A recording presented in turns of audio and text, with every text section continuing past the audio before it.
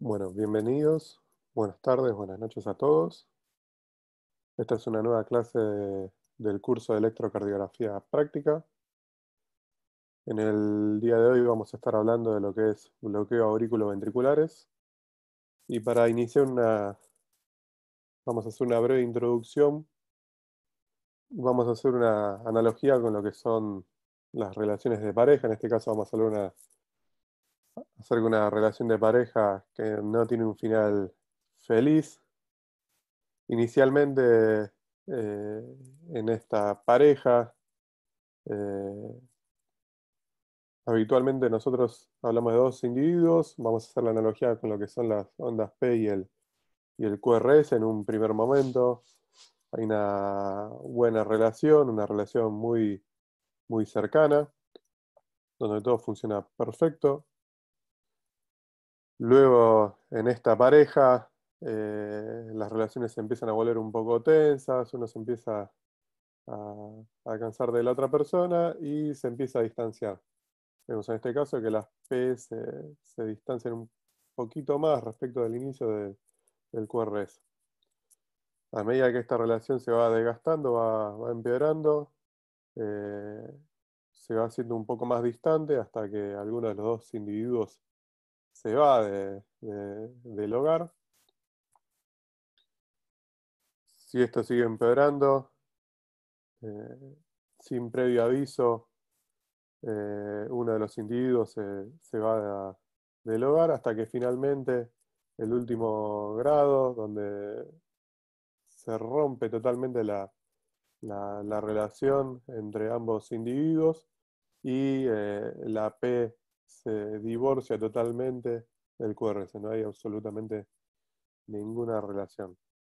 Así que haciendo esta analogía vamos a dar inicio a la clase. Como de costumbre vamos a empezar con un electrocardiograma. Quiero que me contesten qué es lo que ven. Tienen tres opciones. La primera opción es una relación armoniosa entre las P y las QRS. Esto quiere decir igual P que QRS. La opción B es una relación interrumpida transitoriamente entre P y el QRS, quiere decir mayor ondas P que QRS. O una relación totalmente ausente, P y QRS divorciadas de forma permanente. Cada uno están en número y frecuencias diferentes. Vamos a darles unos segunditos. Recuerden que pueden ocultar la imagen desde el electrocardiograma.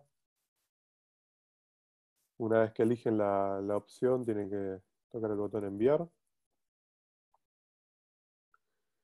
Estos electros que nosotros estamos mostrando en estas clases y en muchas de las clases precedentes, eh, pueden ir a buscarlos en el link que ven en la referencia que ven en la parte inferior derecha de la pantalla. Son casos reales.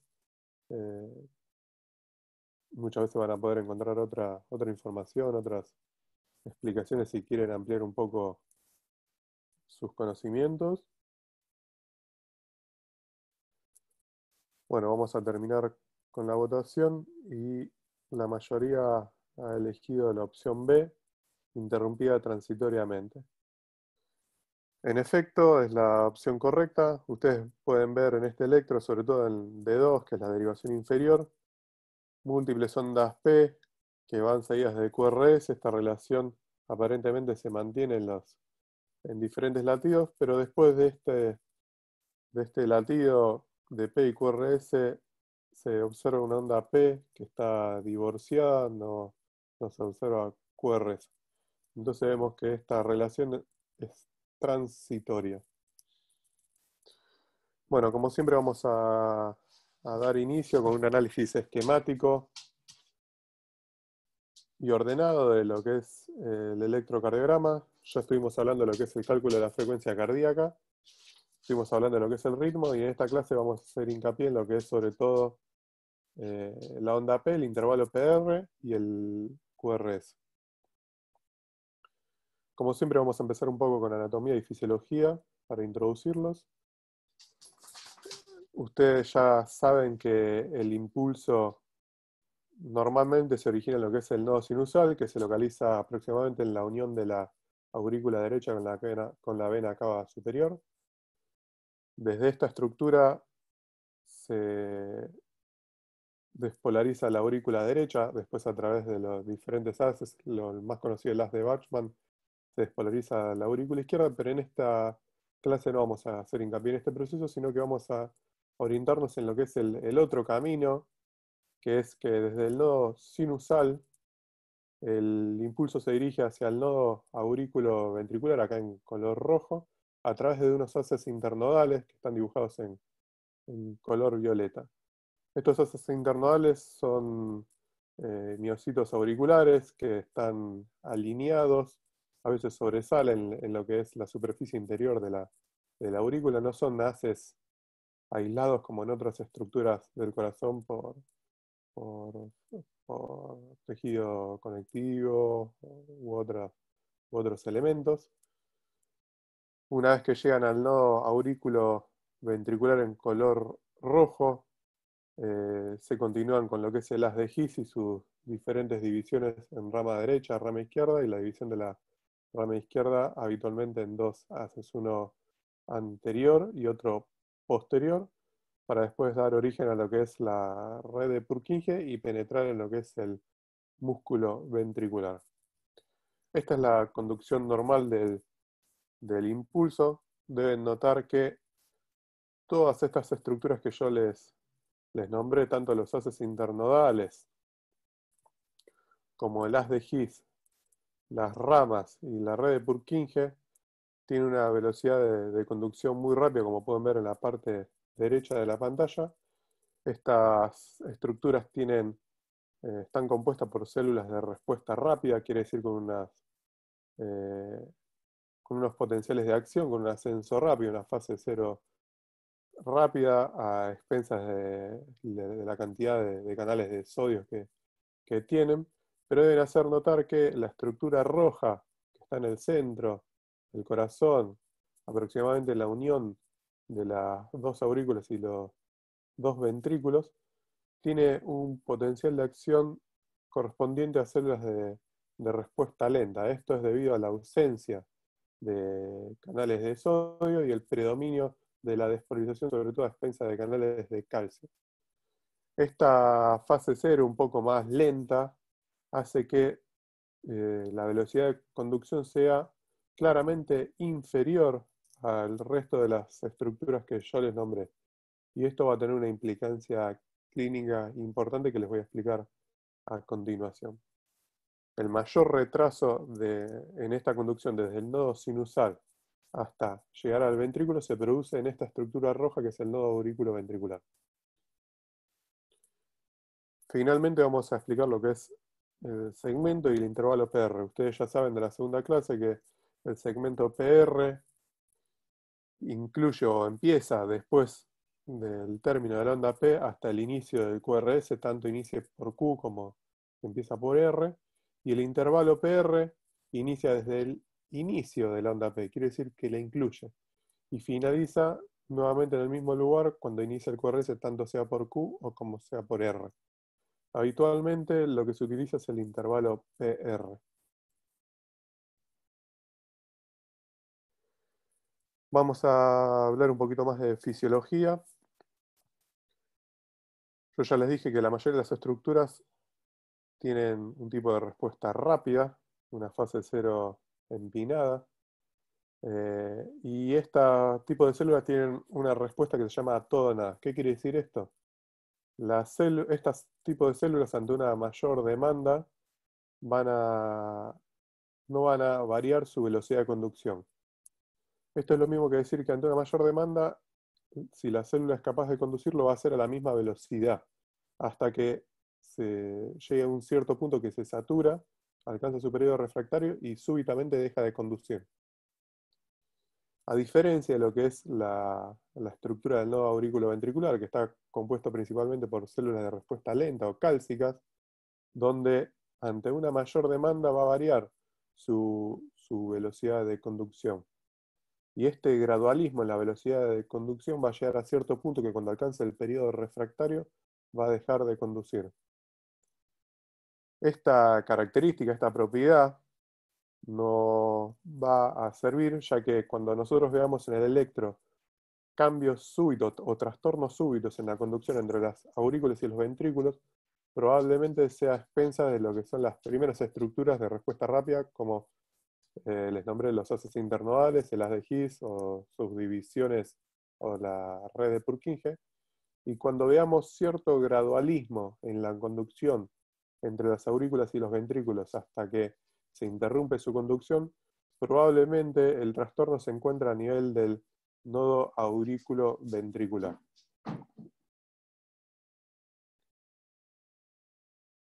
Haciendo un análisis un poco más detallado de lo que es el intervalo PR, en el margen superior izquierdo de la pantalla vemos todos los componentes que la componen, valga la redundancia. Vemos que en el intervalo PR se excluye lo que es el tiempo de conducción entre el nodo sinoauricular hasta las aurículas. Este tiempo solo es objetivable a través de catéteres colocados adentro del corazón, no es objetivable a través del electrocardiograma. Vemos también que el intervalo PR, si bien no incluye lo que es la despolarización a nivel intra e interauricular que es visible a través de la onda P, vamos a tomarla como referencia, como su inicio. ¿Por qué? Porque lamentablemente la conducción a través de los haces internodales es invisible en el electrocardiograma. Entonces vamos a tomar como referencia que cuando empieza la conducción a través de los haces internodales, ¿sí?, es el mismo tiempo que cuando se empieza a despolarizar todo el resto del tejido auricular. Entonces, si bien la despolarización de las aurículas derecha e izquierda es un fenómeno independiente del intervalo PR, ¿sí?, lo vamos a tomar como referencia. Tal es el caso de que si la onda P mide 80 milisegundos o mide 160 milisegundos, no nos va a variar el intervalo PR. ¿Por qué? Porque es un fenómeno independiente. A nosotros lo que nos va a importar es el tiempo de conducción entre el nodo sinusal hacia el nodo auriculoventricular a través de los haces internodales en color violeta. Esta conducción es sumamente rápida, aproximadamente tarda 40 milisegundos. Esto quiere decir que cuando ni siquiera alcanzamos el 50% de la onda P, el impulso ya se condujo desde el nodo sinusal hasta el nodo aurículo-ventricular. Posteriormente vemos el componente en rojo, que es el nodo aurículo-ventricular, donde se ve claramente que el mayor retraso del intervalo PR es a expensas de esta estructura debido a una menor velocidad de conducción. Y posteriormente el haz de His, sus divisiones en las ramas y la red de Purkinje, donde se conduce sumamente rápido, y lo pueden ver en la parte derecha de la pantalla en color amarillo. Este retraso del intervalo PR, este retraso entre la activación de las aurículas y los ventrículos es sumamente importante para mantener lo que es una sincronía aurículo-ventricular. ¿Para qué es importante esto? Para que darle tiempo a los ventrículos cuando la sangre procedente de las aurículas se llenen completamente, y una vez que los ventrículos están bien llenos de sangre, puedan expulsar la sangre hacia el resto del organismo y mantener la función de bomba eyectora de sangre del corazón. Recordar que este retraso, sobre todo, se expensa del nodo aurículo-ventricular. Esta estructura, a su vez, se puede modificar a través de lo que es el sistema nervioso autónomo o a través de diferentes fármacos. El sistema nervioso autónomo es un sistema nervioso inconsciente, independiente de la voluntad nuestra, que gobierna sobre todo las funciones vitales como son la respiración, la frecuencia cardíaca, las funciones intestinales. Está compuesto de lo que es el sistema nervioso simpático y parasimpático. El simpático generalmente se activa cuando hay una demanda de energía, por ejemplo, cuando nosotros nos sentimos amenazados o vamos a hacer algún deporte. En este tipo de actividades con gasto de energía, este sistema modifica sobre todo el nodo aurículo ventricular, modifica tanto lo que es modifica varias propiedades, pero lo más importante es la velocidad de conducción. El sistema simpático mejora la velocidad de conducción, la hace más rápida, a diferencia del sistema nervioso parasimpático. Y también esta estructura es influenciable sobre todo por fármacos que utilizamos habitualmente, como son los beta bloqueantes, los bloqueantes cálcicos, dioxina o adenosina, en detrimento de su velocidad de conducción, por ejemplo, y fármacos como el isopretenol o adrenalina que la aumentan. Les voy a recordar que el electrocardiograma no determina específicamente la localización del trastorno de la conducción entre las aurículas o los ventrículos, pero a través de ciertos datos que yo les dije anteriormente, pueden llegar a inferir dónde puede estar el trastorno.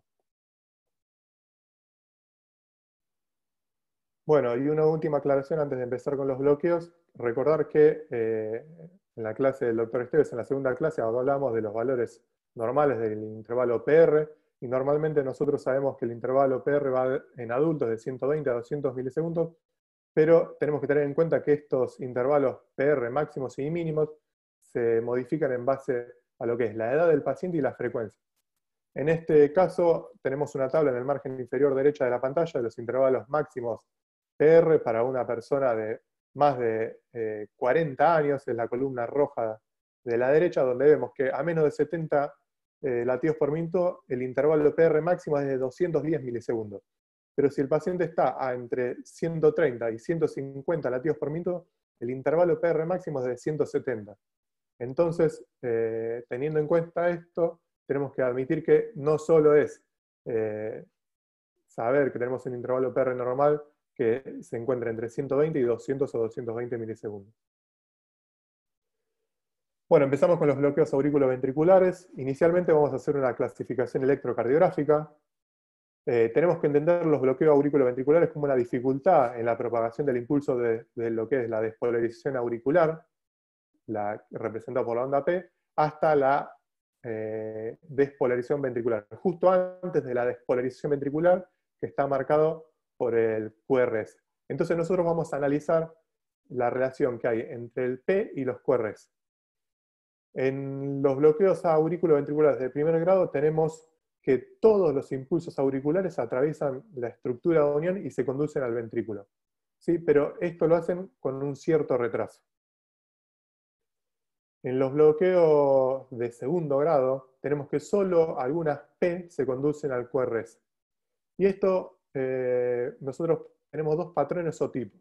El tipo 1 o Movitz 1, que se llama Wenckebach, donde hay una dificultad progresiva del paso del impulso por esta estructura hasta que finalmente uno se bloquea. El tipo 2 o Movitz 2 es cuando algunos impulsos no consiguen atravesar la estructura sin que haya un retardo progresivo, como en el caso anterior. Y el tipo 3, o más avanzado o más grave, es cuando ningún impulso auricular logra atravesar la estructura afectada. Este es un ejemplo un poco más gráfico de lo que les describí anteriormente. En el margen superior izquierdo de la pantalla ven el bloqueo AB de primer grado, donde todas las aurículas en violeta se conducen a los ventrículos en amarillo, pero hay un PR prolongado de 280 milisegundos, y es constante.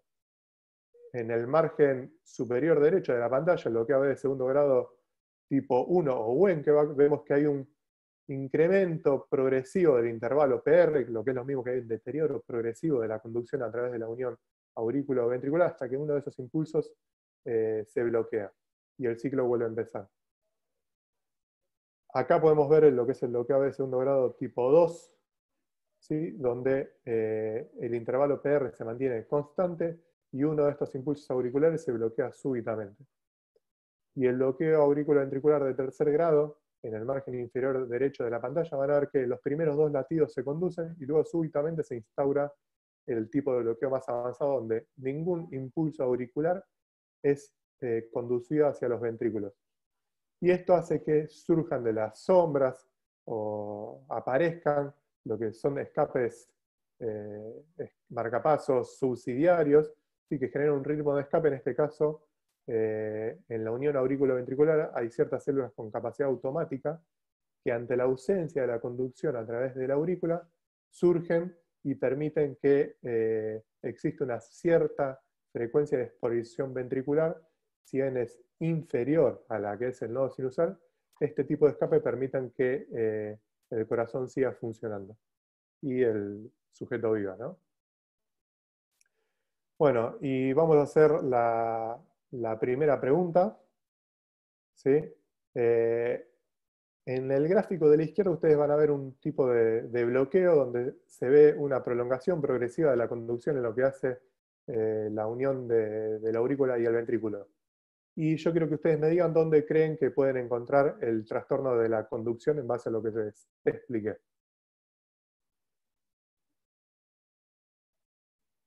Lanzamos la votación.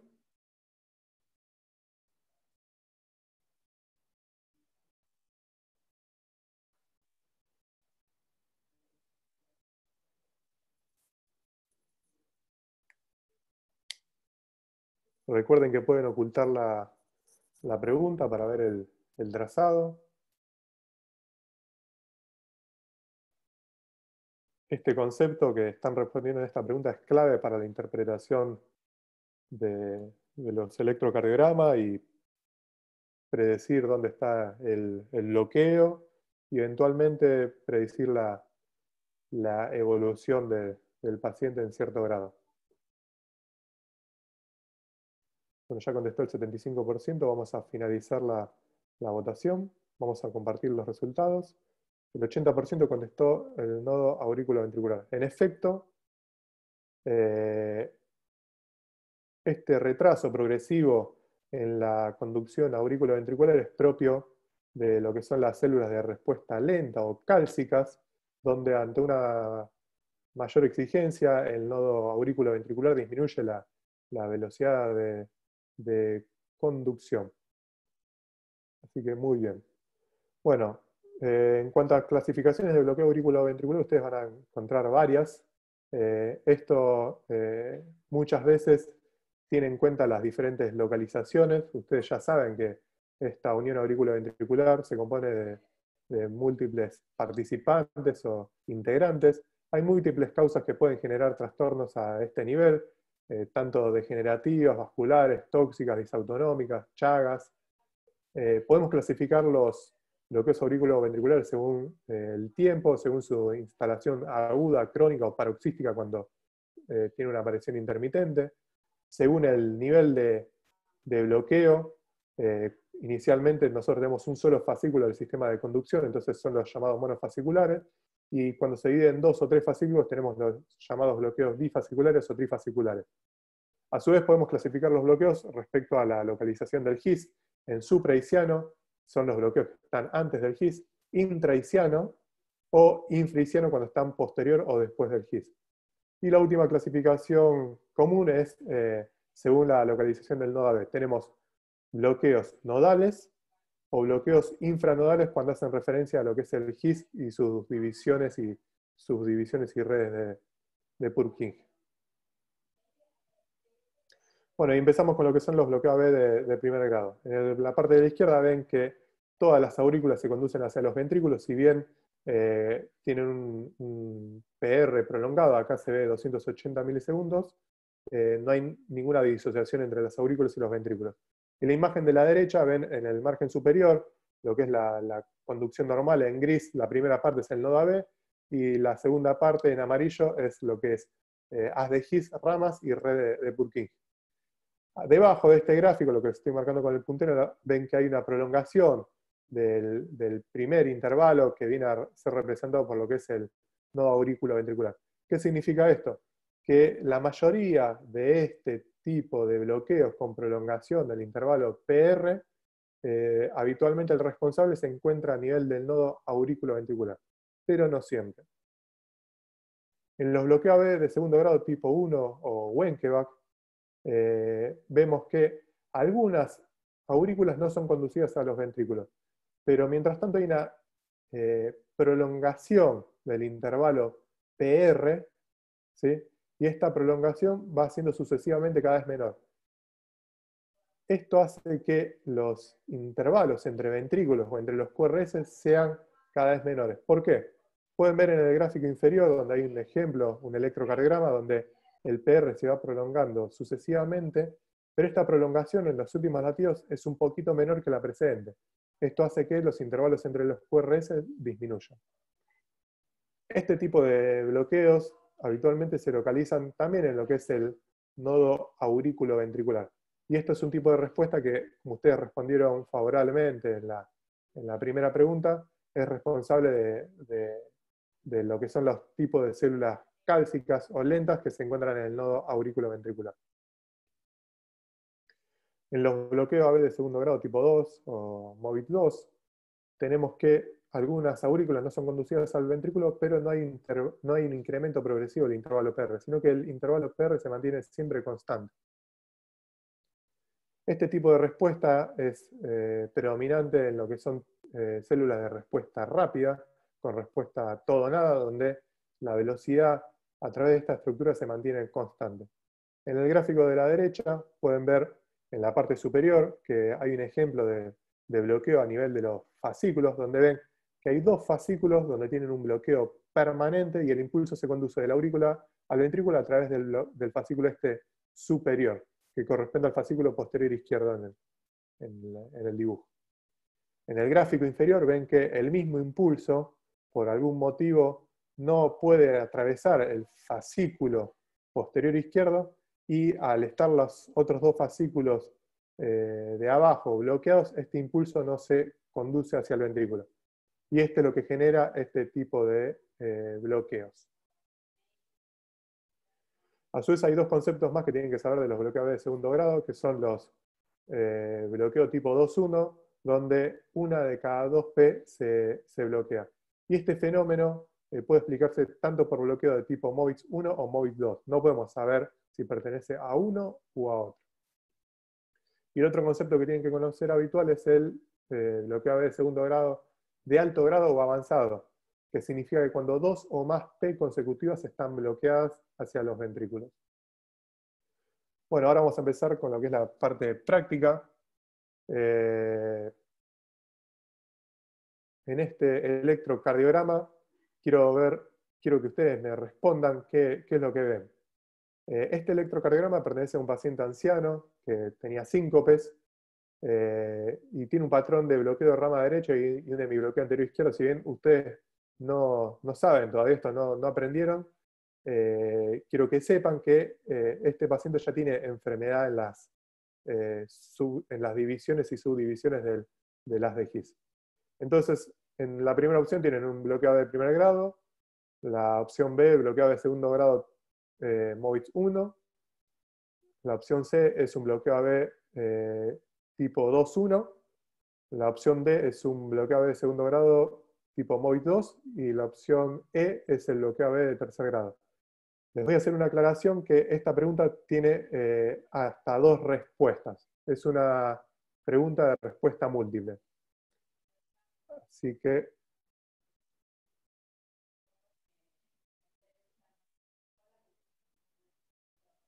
ahí les lanzo la... Perdón.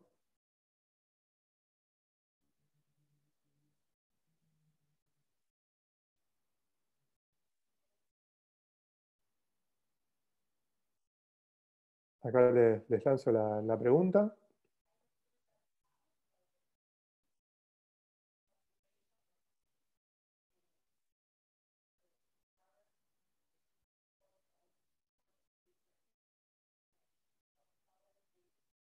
Pueden responder hasta dos opciones. Si no, responden la que creen más probable.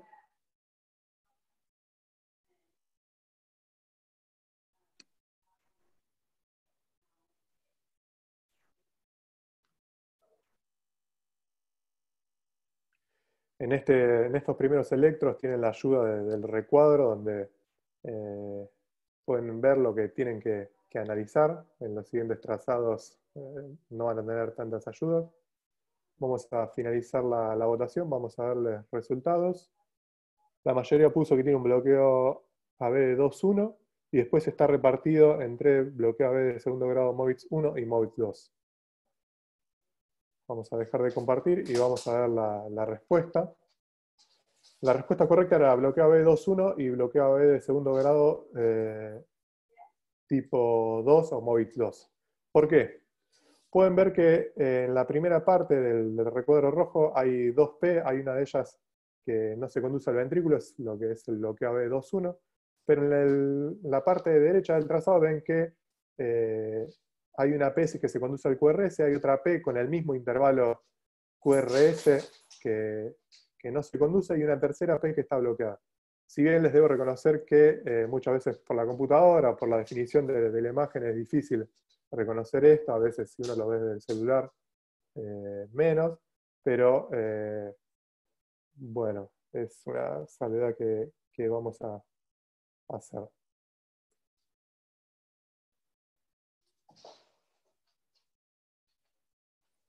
Bueno, ahora vamos a hacer otra pregunta, las mismas opciones. Esta es una mujer de 78 años con un infarto inferior que lo pueden ver reflejado con un supra-ST en lo que son las derivaciones inferiores de 2, D3 y ABF. De nuevo tienen la ayuda del recuadro. Y ahora les voy a lanzar la pregunta. Esta pregunta también tiene respuestas múltiples, hasta 2 respuestas.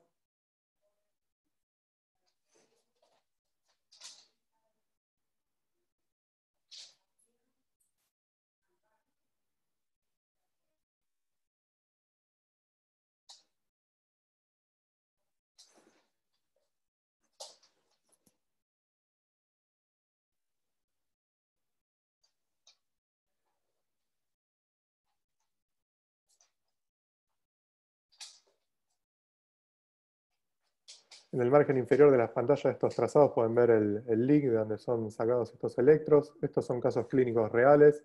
Si entran a estos links pueden ver más detalle de los electros. Bueno, vamos a finalizar la votación. Compartimos los resultados. La mayoría puso bloqueo de segundo grado tipo MOIX 1. Y en segundo paso, el bloqueo de 2.1 y el MOVIX 2. Y muy repartido con el bloqueo de tercer grado.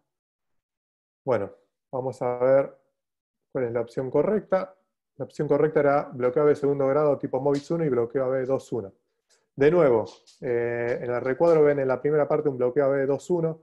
La P está un poco escondida en lo que es la repolarización o la onda T, pero después ven que hay una sucesión de latidos conducidos con un incremento progresivo del PR, clásico de lo que es el bloqueo AB de segundo grado tipo MOIX 1. En este caso, en este cuadro clínico, la paciente tenía un infarto inferior por compromiso de la arteria coronaria derecha. Esta arteria irriga lo que es el nodo aurículo-ventricular, por lo que el funcionamiento de esta estructura se ve comprometida y esto se ve reflejado en el tipo de respuesta que ven propio de lo que son las células cálcicas. Entonces, nosotros podemos llegar a inferir en este electro que probablemente existe un compromiso nodal. Y este tipo de compromisos es reversible a veces si se trata la causa subyacente, que es la enfermedad coronaria. Otro trazado más, de nuevo las mismas opciones. Este es un hombre de 85 años.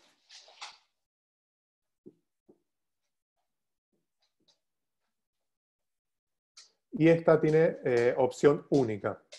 ¿Sí? No tiene múltiples respuestas.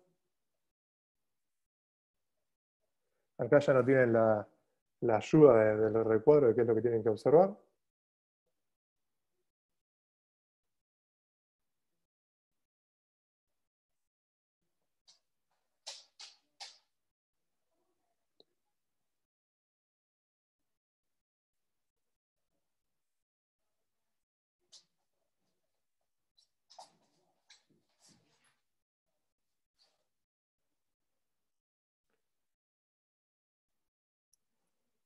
Bueno, vamos a finalizar la votación, compartimos los resultados. La mayoría puso, 40% puso bloqueo B21. Bueno, vamos a ver cuál es la opción correcta.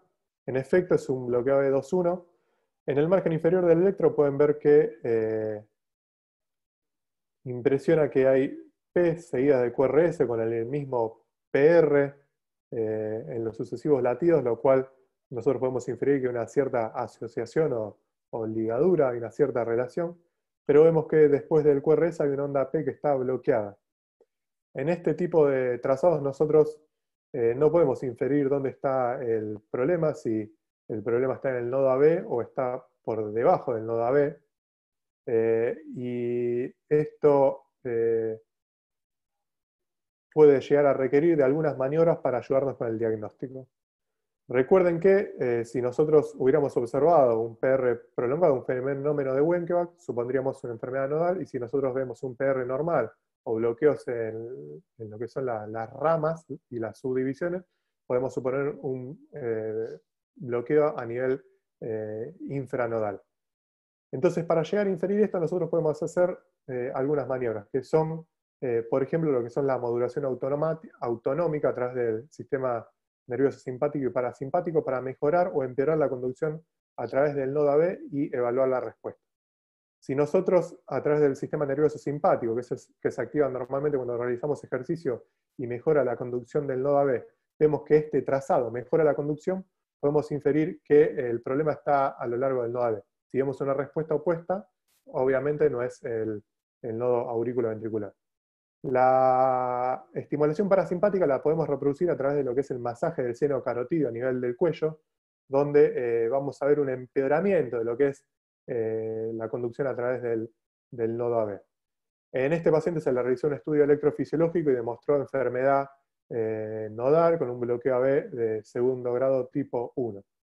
También ustedes van a poder notar que en este trazado ven cierto grado de hipertrofia ventricular izquierdo por desvío del eje a la izquierda y aumento del voltaje.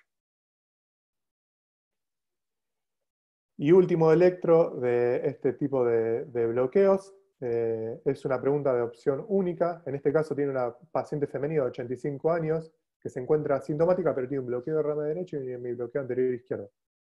Les voy a dar una ayudita, es que tienen que tener cuidado con la onda P escondida dentro de la onda T. Esa onda T acuminada muy alta tiene escondida una onda P. Entonces ahora quiero que me respondan si tiene un bloqueo de primer grado, un bloqueo de segundo grado tipo 1 o tipo 2, un bloqueo AB 2.1, ahora agregamos un bloqueo avanzado o un bloqueo AB de tercer grado.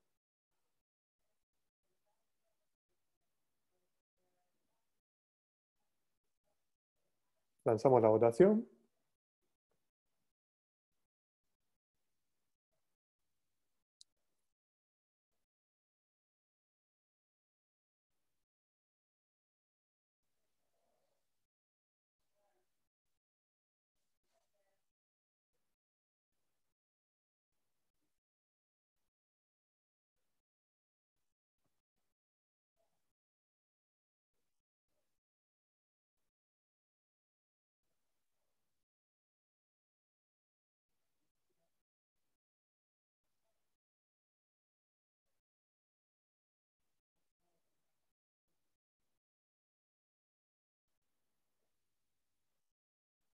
Bueno, vamos a finalizar la votación.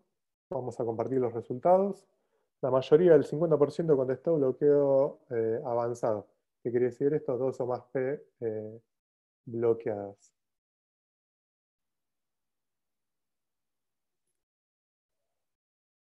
Y ahora tenemos la respuesta. En efecto, es un bloqueo AB avanzado. Ven 3 ondas P, de las cuales una de ellas se conduce al ventrículo. Ven que las P que están conducidas tienen un PR constante, hay una cierta asociación o relación, lo cual al ser constante descarta lo que es el fenómeno de Wenckebach. El hecho de que tenga enfermedad de las ramas nos hace inferir que ya de base existe cierta enfermedad en lo que es las de His o sus subdivisiones. Y nos hace sospechar de que la enfermedad está por debajo del nodo. Esta paciente requirió de un marcapaso. A su vez también pueden ver de Yapa que tienen una sobrecarga auricular izquierda, de la cual ustedes ya son expertos Y bueno, ahora vamos a hablar de lo que es el último grado de bloqueo, el grado de bloqueo más severo, que es el bloqueo AB de tercer grado o completo, donde ninguna onda auricular es conducida al ventrículo.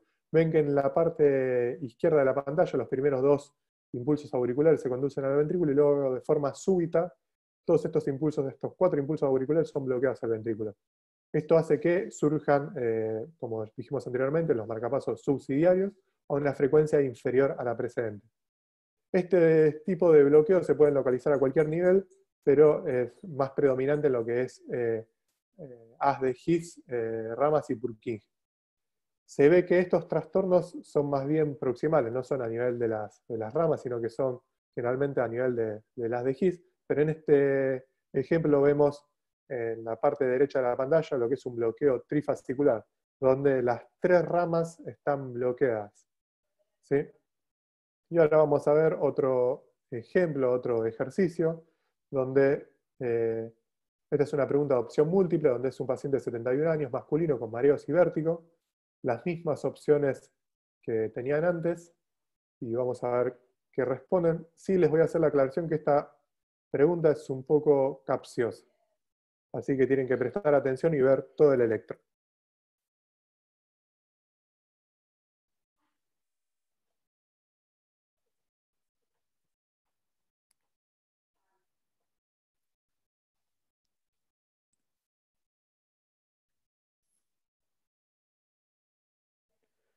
Tienen que recordar también que los trastornos en la conducción no ocurren de forma aislada en alguna parte del sistema de conducción, sino que ocurre en múltiples sectores con diferentes grados de severidad. Esto hace que se dificulte a veces el diagnóstico. Y en este caso es un electro interesante porque les va a marcar cómo evolucionan ciertos grados de bloqueo y cuándo tienen que prestar atención, ya que puede haber una evolución desfavorable. Vamos a finalizar la votación.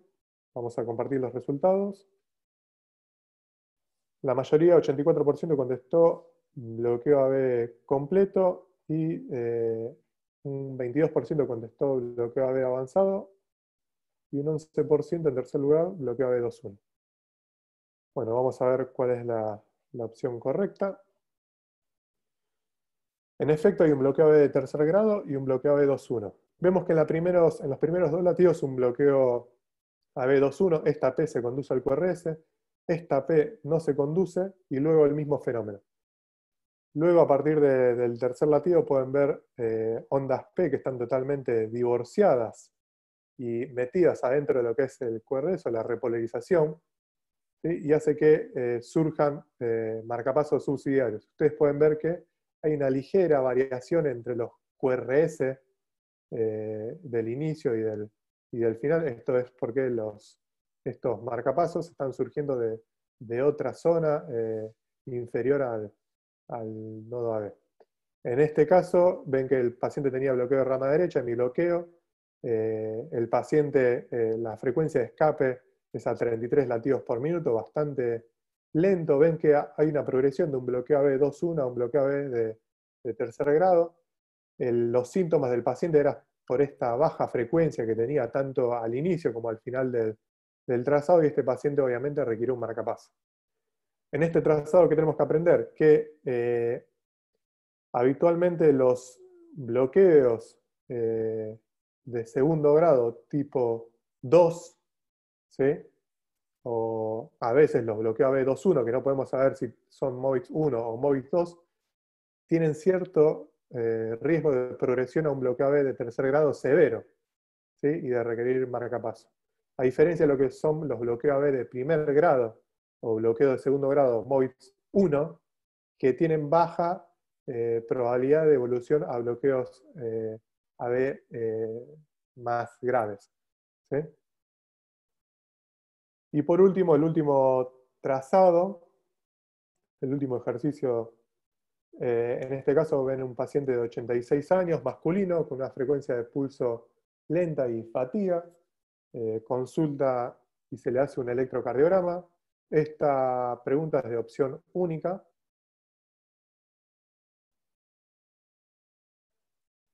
y vamos a iniciar la votación.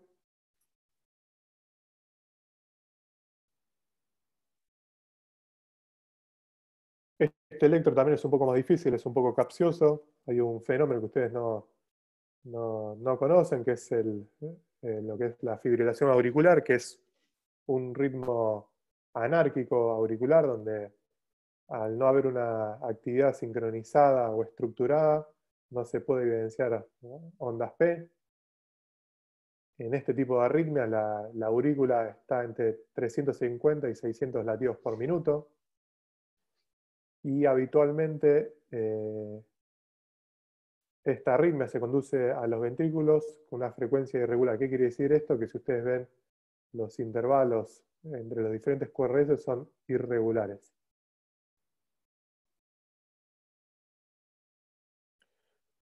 Bueno, vamos a finalizar la votación. Compartimos los resultados. La mayoría, el 83%, contestó bloqueo AB de tercer grado. En efecto, esa es la opción correcta. Ahora vemos la respuesta. Como yo les dije, la fibrilación auricular es la arritmia más frecuente en población mayor, es una arritmia anárquica de la aurícula, donde la aurícula se pone muy rápida y hay una ausencia de onda P, y pueden ver una línea irregular en la línea de base. Y los QRS son sumamente irregulares. En este trazado pueden ver que los QRS tienen un intervalo entre ventrículos regular, y esto es porque existe una disociación, un bloqueo auriculoventricular completo que disocia la actividad irregular de las aurículas, ¿sí?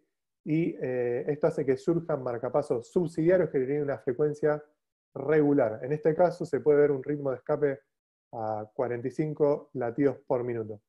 Si bien esta frecuencia es un poco lenta y a veces puede generar algunos síntomas, como en este caso el paciente presentaba fatiga.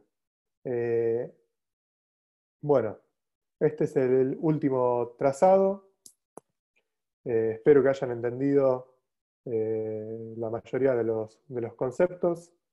Es un poco difícil, tienen que repasarlo, tienen que hacer hincapié en lo que son los fenómenos de prolongación de la conducción entre las aurículas y los ventrículos, que son propios de las células cálcicas que se encuentran a nivel del nodo aurículo ventricular, de los otro tipo de patrones o bloqueos que comprometen las fibras sódicas y que están tanto en los que son los haces internodales, haz de His y sus divisiones en ramas y fascículos y red de Purkinje. Así que muchas gracias por su atención.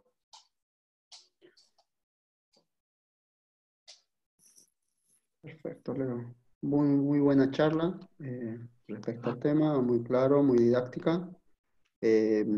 Hay preguntas en el chat que surgieron a última hora, que preguntan acerca de la FA, que dicen que cómo puede haber bloqueo AB completo en una FA, si no hay un PR.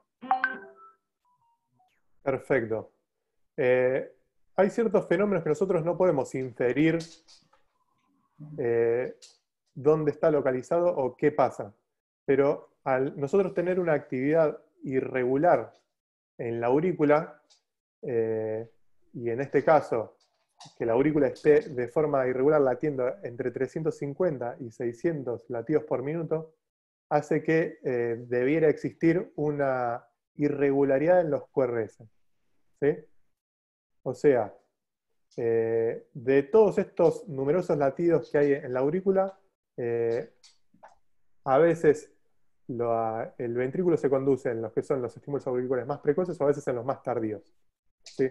La única forma en la que haya un ritmo regular a nivel ventricular es que exista una disociación entre las aurículas y los ventrículos en algún nivel, tanto sea los haces internodales, en el nódulo auriculoventricular, en el haz de His, o en las ramas, o en donde sea. ¿Sí? Esa es la única explicación. No sé si se entendió, o Alejandro, si querés agregar algo. No, quizás una muy linda charla, muy ordenada, desde lo anatómico, explicando los distintos auditorios, cómo funcionan con ciertas velocidades distintas. En base a eso podemos inferir a veces cuál es el origen anatómico de los bloqueos. Y quizás ahí estaba leyendo una pregunta que decía cómo se podía diferenciar el bloqueo AB de segundo grado, MOVITS 1 o 2, del 2.1. Como, en realidad el problema del bloqueo AB de segundo grado 2.1 es que no da tiempo para ver qué pasa con la segunda onda P conducida y ver si se prolonga. Al estar en 2.1 hay una bloqueada y una conducida. Entonces, no nos da la certeza de que es el auditorio nodal el que está participando o el sistema más bajo después del GIS y las damas.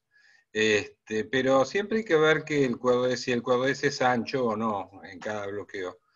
Si los bloqueos AB de segundo grado, sea cual sea, o el de 2.1, va acompañado de un cuadro S más ancho, un cuadro S de más de 0,12 segundos, entonces es más probable que sea un bloqueo por debajo de las de GIS o en el GIS. Así que bueno, son algunos tips para que sumen.